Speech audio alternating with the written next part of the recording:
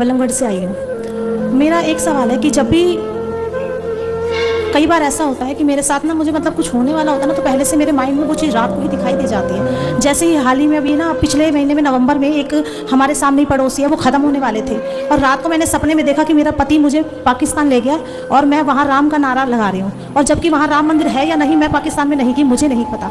अगले ही दिन मैं सुबह ही उठ के, मेरा बड़ा बेटा है 12 साल का, मैंने उसको बताया बेटा ऐसे ऐसे मुझे सपने में हुआ मेरे साथ। तो मेरे बेटा ने कहा मम्मी ऐसे ही, आपको तो पता नहीं पापा ही पता नहीं घुमाने भी ले गए, तो कहाँ ले गए। उसने मजाक में बात टाल दी और दोपहर होते होते शायद 2:45 बजे हो गए, उस सामने वाला व्यक्ति खत्म हो गया बिल्कुल। हॉस्पिटल ले जाने से पहले वो उसने दम तोड़ दिया।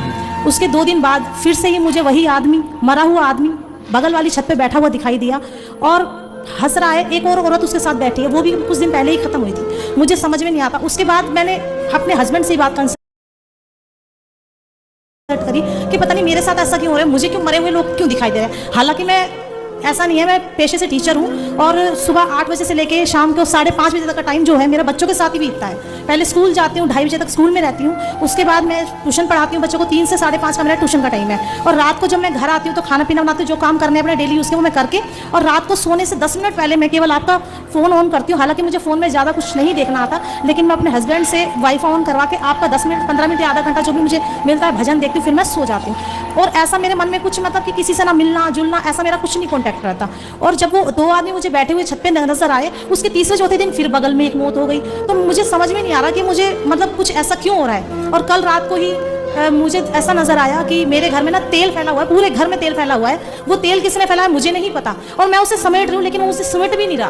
मतलब इतना तेल वो कहाँ से आ गया, ये क्या चीज़ है। और एक प्रश्न मेरा ये है गुरुजी कि मेरी लव मैरिज हुई है, मैंने अपनी मैंने अपनी पसंद से शादी की है, लेकिन मेरी शादी के 14 साल हो गए, लेकिन मैंने अपने हस्बैंड को खुश रखने की हर तरीके से कोशिश करी, उनका पूरा साथ भी दिया, कमाने में रहने में जैसा उन्होंने चाहा वैसा मैं रही हूँ।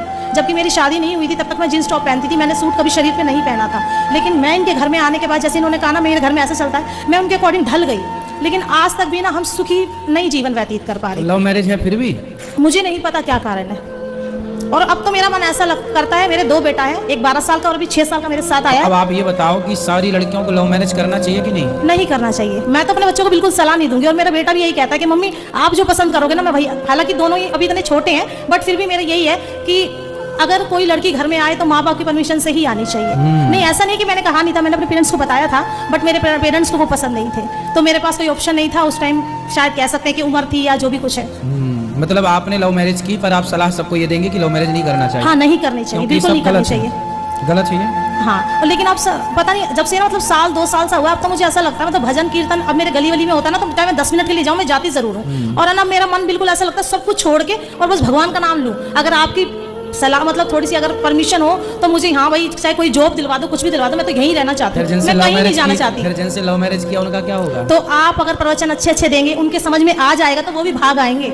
अभी तो उनको तो देखो, आप भगा के पहले भी ले जा चुकी हो, तो भगा के यहाँ ले आओ। हाँ वही तो कह रही हूँ। हाँ। तो कुछ तो ऐसा करो गुरुजी, जब तो मैं आई हूँ आपके पास। एक बार उनको यहाँ ले आओ भगा के, चलो वृंदावन, और यहाँ ये आ गए भाग के, तो फिर यहाँ से बिहारी जी उनको कहीं भागने नहीं देंगे, पकड़ के रखेंगे। नहीं मुझे कुछ समझ में नहीं आ रहा, ये जो पीछे की जो मुझे घटनाएं दिखाई देती है उसका क्या कारण है?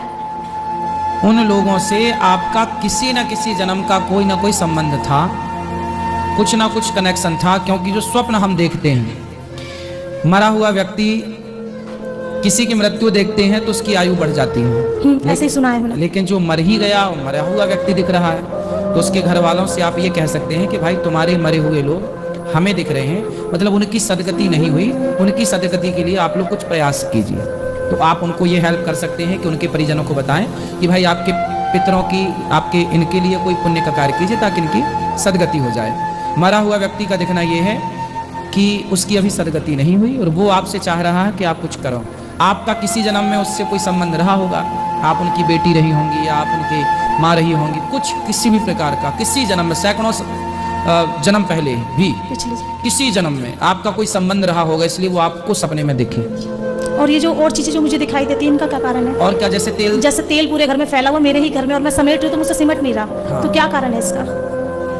तेल दिखना स्वप्न में ना, बहुत ज्यादा अशुभ तो नहीं है ये सब चीजें, लेकिन बहुत ज्यादा शुभ भी नहीं है, ठीक है, इन सब बातों पे ना जाए। पानी का दिखना, आकाश का दिखना, आग का दिखना, ये सब चीजें शुभ मानी जाती हैं। चिता जलती हुई दिखना, ये शुभ है, मतलब ठीक है, पानी दिखना सपने में ये बहुत शुभ होता है। नहीं, मैं सिर्फ यही जानना चाह रही हूँ, ऐसा तो कुछ नहीं है कि जैसे लोग कहते हैं कि कोई किसी ने कुछ करा दिया या हमारे पितर परेशान हो या हमारे पितरों का कुछ हो। आपके पितर परेशान होते तो आपके देखते सपने में? ऐसा तो कभी नहीं हुआ मुझे। हाँ, तो फिर आपके पितर, आप अपने लिए तो कोई पुण्य का कार्य करते ही रहो। इसलिए हम कहते हैं सपना ही आए तब के लिए ना बैठे रहो, पहले से उनके लिए भागवत जी की पोथी पाठ, गया श्राद्ध, जो भी उनके लिए कर सको, उनकी प्रत्येक तिथि पर कोई ना कोई कार्य होना चाहिए। और वो जो दूसरे दिख रहे हैं वो आपके लिए किसी ना किसी जन्म के संबंधित थे, इसलिए दिख रहे हैं। गुरुजी, एक छोटा सा प्रश्न और है। आपने हमेशा कहा है कि पति को परमेश्वर मान के रखो, और हर औरत, हर सास कहती है अपनी औरत बहू से कि सीता बन के दिखा, पर अपने बेटे से यूं क्यों नहीं कहती कि तू राम बन, रावण की तरह मत बिहेव कर? ऐसा क्यों है? हम तो कथा में कहते हैं राम बनो रावण मत। हाँ, आप तो कहते हो, बट और तो नहीं कहते ना कोई। देखो, तो अगर पति अगर गलती करता है तो पत्नी को क्या करना चाहिए, मुझे ये बताइए बस सबसे पहले। अगर पति ने एक गलती की, पत्नी ने माफ कर दी, फिर दोबारा गलती की, फिर माफ कर दी, ऐसे ही अगर 5 से 7 बार उसने गलती की और पत्नी ने माफ कर दिया, तो अब उस पत्नी का क्या कर्तव्य है कि उसे क्या करना चाहिए? उस पति के साथ ही रहना चाहिए, गलती करते रहो, माफ करते रहो, या फिर कोई और सोल्यूशन है?